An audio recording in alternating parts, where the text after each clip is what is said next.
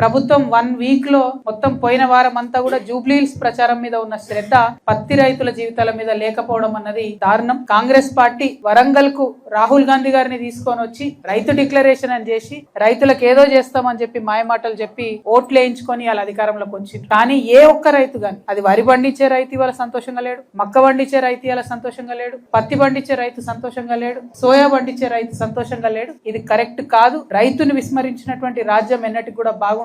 ఒక పక్క మీరు వాళ్ళకు బోనస్ ఇస్తలేరు, ఇంకొక పక్క టైం కి రైతు భరోసా మీరు ఇస్తామన్నంత అమౌంట్ ఇస్తలేరు, ఇంకొక పక్క యూరియా ఇయ్యలేకపోతున్నారు, ఇంకొక పక్క కరెంటు పోతున్నది. మరి ఇక రైతు వ్యవసాయం ఎట్లా చేసుకోవాలి? పోనీ చేసుకొని ఏదో ఒకటి చేసి కష్టపడి మార్కెట్ కి తీసుకొస్తే దారుణమైనటువంటి పరిస్థితి ఉంది. నిన్న అక్కడికి పోతే రైతులు ఒకటే చెప్తున్నారు, ట్రాక్టర్ ఇట్లా లోపలికి రాగానే మాయిశ్చర్ కంటెంట్ తీసుకుంటున్నారు, డెఫినెట్ గా అది ఎక్కువ వస్తుంది, మేము ఆరబెట్టుకున్న తర్వాత తీసుకోవాలి. కనీస చిన్న చిన్నవి కూడా పాటిస్తలేరంటే నిన్న మీ అందరి సమక్షంలోనే నేను కలెక్టర్ గారికి మాట్లాడడం జరిగింది. వారు దానికి ఒప్పుకున్నారు. లేదు కొంచెం అవకాశం ఇస్తామని చెప్పిండ్రు. అంటే ఎక్కడికక్కడ ప్రతిపక్షం నుంచి వాయిస్ రేజ్ చేస్తే చిన్న చిన్న సమస్యలైనా తీరితే అది రైతులకు లాభం అవుతుంది, ప్రజలకు లాభం అవుతుంది అనే ఉద్దేశంతో చేపట్టిన ఈ యాత్ర.